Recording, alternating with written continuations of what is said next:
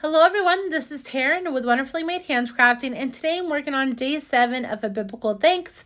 I am in Hebrews 12, 28, and 29, which says, "Therefore let us be grateful for receiving a kingdom that cannot be shaken, and thus let us offer to God acceptable worship with reverence and awe, for our God is a consuming fire." So we have a lot of recipes and cooking and fall kind of themes in this kit, obviously. And so I've taken out this vintage recipe that I had in my stash, but I want to knock it back some because I just want it to be seen a little bit through the background. I don't want it to be a main focal point. So I'm using a lot of gesso. I did kind of put too much gesso down. However, I'm kind of just wiping it off to the side. I've also protected the right hand side of my page by putting some of scrapbook.com's mint tape down as well. That way it doesn't bleed onto all the words on that side. So anyways, I am just going to wipe this up a little bit, spread it thin or as thinly as I can since I put so much on, and then I will heat set it. Once I heat set it, you'll be able to see the words a little bit more through the background. I have a fun cluster I'm going to show you that I put together, but I really wanted to do some interesting stuff with this background. And so I am using that Farmhouse Frieze Stencil, and it is absolutely gorgeous.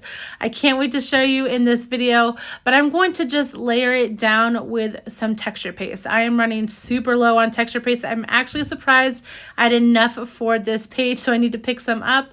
But I find that the distressed texture paste works best for what I want it to work for, but I know that you can use a lot of different other texture paste or modeling paste with stencils.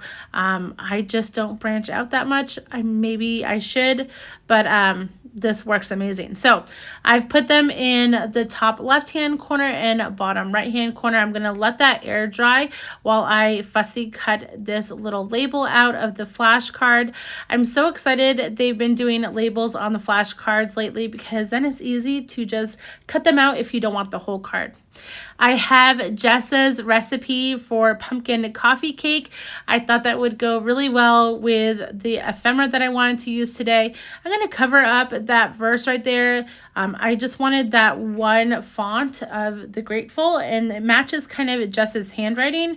And so I'm just going to cover it up, and I will highlight the verse on the right hand side of the page. But I absolutely loved this recipe tin. It just gave me all the cozy vibes with kind of rustiness and all the things that I love. And I love the blue that is popping out from it. So I'm going to try to recreate that in the background with that texture paste. But first I'm going to glue everything down in this cluster. So I have this little tin, like I was saying. I am going to hide that yellow leaf in this cluster right here. I don't have that much yellow going on in this page, and so just hiding it works great for me. And then I am also going to use the little coffee cup ephemera on top of the tin. I thought a pumpkin spice latte would go well with pumpkin coffee cake, but I will pop that up on some foam tape so it doesn't get lost in the cluster. So now that the cluster is done, I'm going to turn back to the background, but I kind of mess up on this. So I left it all in here to show you how I fix things, but I do start off with some Stormy Sky Distress Oxide. Sorry, I do put a paper clip on this little cluster. Now it's done. But anyways, I turn to Stormy Sky Distress Oxide. I'm going to use a little blending brush and get a nice color on here. It kind of picks up the highlights of the texture paste, which is what I love. But it was too similar to the same color of the label for Grateful, and so when I put that cluster on, it kind of got lost in the background, and so I don't want that to happen. So I'm trying to figure out ways to fix that. And so I grabbed some lace that I have in my stash. I'm gonna piece that together on the back side of here. It'll add some more texture to this cluster as well, which is always great. So I will just hack that up and glue it down, but that still doesn't do the trick for me. So I'm still trying to separate that background from the cluster, so I turned to Distress Spritz. I used Walnut Stain and Uncharted Mariner. I'm not crazy about the walnut stain on this page. It's just a little too dark, but the Uncharted Mariner was beautiful. But I am making sure that is dry. I still want some definition between the background and just, I don't know, some cohesiveness. Something was missing. So I tried Rusty Hinge Distress Oxide, and this is where it went down the tubes.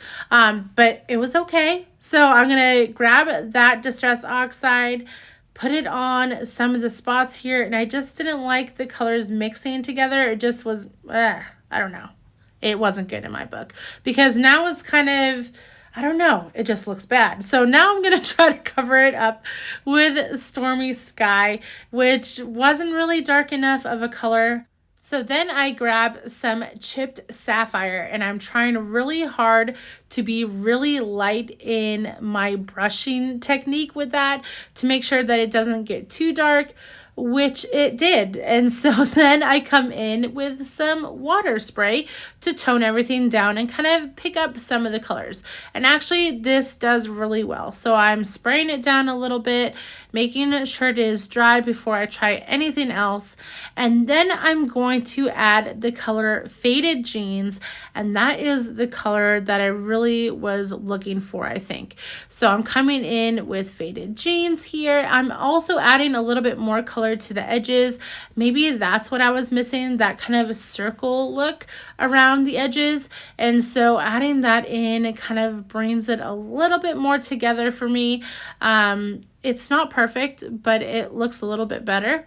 But now adding some gathered twigs, I believe is this color, and I'm just adding it, grunging it up, and that is exactly what I think it needed. It just needed a little bit of grunge because we have all that grunge on the tin and the color of the leaves. It just works way better for me with blue and brown together. So now I'm using my Barely Arts glue, gluing that cluster down. I will also take off that mint tape, but since there's so much texture going on in this background, my glue wasn't wanting to stick exactly quickly. It will stick eventually, but I did put some weighted Ferris wheel press inks on the corners to hold it down for a second. Now I will take off that mint tape carefully. It actually came off in 2 separate pieces. I will highlight my verse and add my date stamp. And guys, this page is complete. If you enjoyed this video, please like and subscribe to my channel. You can also follow me over on Instagram at Wonderfully Made Handcrafting. I'll try to link everything I used down below in the description, and I hope you have a wonderful day, guys. Bye.